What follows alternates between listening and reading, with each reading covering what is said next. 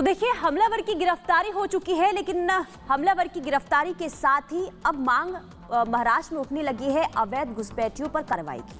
जी हां, ये मांग इसलिए उठने लगी है क्योंकि जिस आरोपी की गिरफ्तारी हुई है उसका कनेक्शन बांग्लादेश से निकलकर सामने आया है, यानी कि वो अवैध तरीके से मुंबई में रह रहा था। और इसके बाद अब मुंबई ये डिमांड कर रहा है कि जल्द से जल्द इस पूरे मामले में, यानी कि जो अवैध तरीके से महाराष्ट्र में रह रहे हैं उन पर एक्शन दिखाया जाए और जो बिना किसी डॉक्यूमेंट के रह रहे हैं उन्हें यहां से खदेड़ा जाए। लेकिन दूसरी तरफ इस पूरे मामले को लेकर सियासत भी शुरू हो चुकी है। रिपोर्ट देखिए।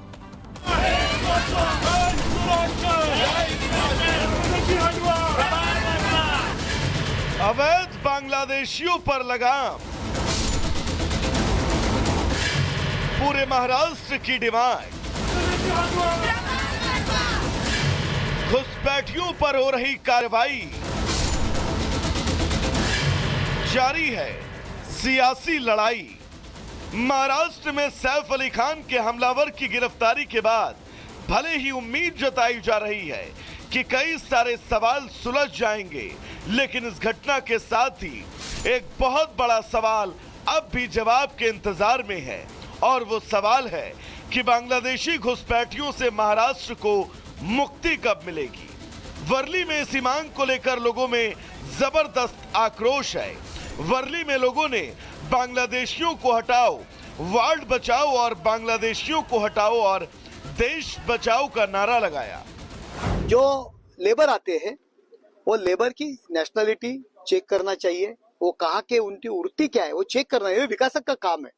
अगर नहीं करते हुए ऐसे जो अपन लोग रखेंगे, हिंदुस्तान में एंट्री करने के लिए कामगार करके आते हैं, बाद में गुनेगारी यहाँ करते हैं, यहाँ आतंक फैलाते हैं, तो यहाँ के आने वाले हर एक लेबर की इंक्वायरी करके ही उनको काम पे रखना चाहिए। मैं कल पुलिस कमिश्नर को मिलने वाला हूँ। जहाँ जहाँ थाना में इसी तरह के काम चल रहे हैं वहाँ के जो लेबर है उनकी इंक्वायरी होनी चाहिए, और अगर विकास वो नहीं करते तो उनके ऊपर भी कार्रवाई होनी चाहिए। हालांकि बीते 2 से 3 महीनों में महाराष्ट्र के कई इलाकों में अवैध बांग्लादेशियों के खिलाफ कार्रवाई जारी है। ठाणे जिले में अवैध रूप से रह रही 3 बांग्लादेशी महिलाओं को गिरफ्तार किया गया। मुंबई में 39 साल का अवैध बांग्लादेशी गिरफ्तार हुआ। नवी मुंबई, ठाणे और सोलापुर में एटीएस ने 7 पुरुषों और 6 महिलाओं को गिरफ्तार किया। जालना जिले से 3 बांग्लादेशी नागरिक पकड़े गए। खारघर और एपीएमसी मार्केट परिसर में 10 बांग्लादेशी नागरिकों को गिरफ्तार किया गया। महाराष्ट्र में अवैध तरीके से रह रहे बांग्लादेशियों के खिलाफ जमकर कार्रवाई तो हो रही है, लेकिन सैफ पर हमले के बाद ये लग रहा है कि कार्रवाई में कहीं न कहीं कोई कमी रह गई। शायद इस घटना के बाद अब इस मामले में पुलिस और प्रशासन और तेजी से कार्रवाई करेगा। Bureau report, Republic Bharat. और इधर दिल्ली में विधानसभा चुनावों को लेकर चुनाव प्रचार जोरों पर है। अब मुख्यमंत्री योगी आदित्यनाथ भी बीजेपी के लिए दिल्ली में चुनाव प्रचार करते नजर आएंगे। बिल्कुल, देखिए, मुख्यमंत्री योगी आदित्यनाथ की डिमांड जो है वो काफी बढ़ गई है, और यही वजह है कि वो दिल्ली में भी चुनावी प्रचार को धार देते हुए नजर आएंगे। और अनुमान इस बात का है कि गणतंत्र दिवस से पहले वो चुनावी रैली को संबोधित भी करें। रिपोर्ट देखिए।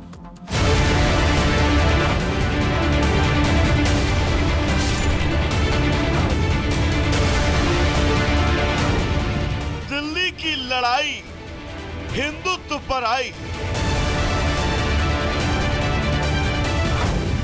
दिल्ली में योगी की डिमांड हाई। दिल्ली में गूंजेगा यूपी मॉडल का नारा। योगी आदित्यनाथ बीजेपी के कर्म योद्धा, हिंदुत्व के फायर ब्रांड नेता, सनातन के झंडा बरदार, यूपी में बुलडोजर बाबा के नाम से मशहूर। भले ही सीएम यूपी के हैं, लेकिन इनका डंका देश ही नहीं दुनिया में भी बजता है। चुनावी माहौल बनाने में इनका कोई सानी नहीं। चुनाव चाहे छोटा हो या फिर बड़ा, सीएम योगी जहां पहुंच जाते हैं वहीं नई लकीर खींच देते हैं। 2024 का लोकसभा चुनाव और हाल ही के कई राज्यों में विधानसभा चुनाव में भी सीएम योगी ने अपनी उपयोगिता साबित की है। तभी पीएम मोदी भी उनकी तारीफ किए बिना नहीं रह पाते। योगी को वो कई बार उपयोगी भी बता चुके हैं। यूपी प्लस योगी बहुत है उपयोगी।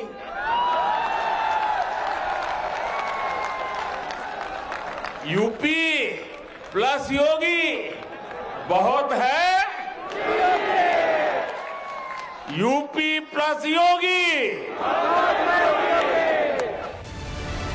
तो सीएम योगी की लोकप्रियता को एक बार फिर बीजेपी भुनाने की तैयारी में है। दिल्ली में जीत के लिए बीजेपी ने पूरी ताकत झोंक दी है। अब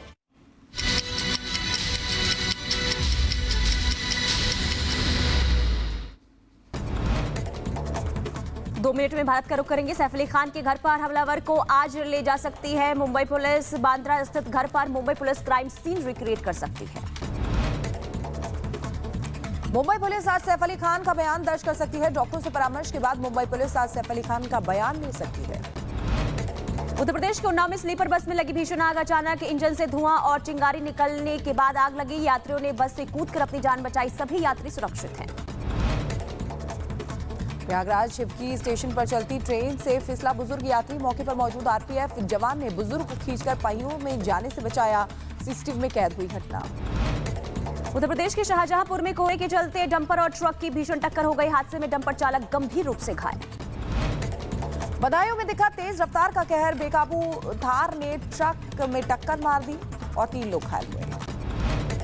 रायबरेली में तेज रफ्तार बस और कंटेनर के बीच भीषण टक्कर हो गई। हादसे में बस सवार 12 से ज्यादा लोग घायल हो गए। प्रयागराज से लखनऊ जा रही थी बस। भोपाल में ट्रैफिक पुलिसकर्मी की गुंडागर्दी का वीडियो आया सामने। राज्यपाल के काफिले के पास आए युवक को बेरहमी से पीटा। वीडियो में पुलिसकर्मी ने युवक को धक्का देकर गिराया, फिर जड़े थप्पड़। उत्तर प्रदेश के बुलंदशहर में कुत्ते के साथ क्रूरता का वीडियो सामने आया है। सड़क पर सो रहे कुत्ते पर चढ़ाई कार सवार की क्रूरता से कुत्ते का बच्चा हुआ अधमरा।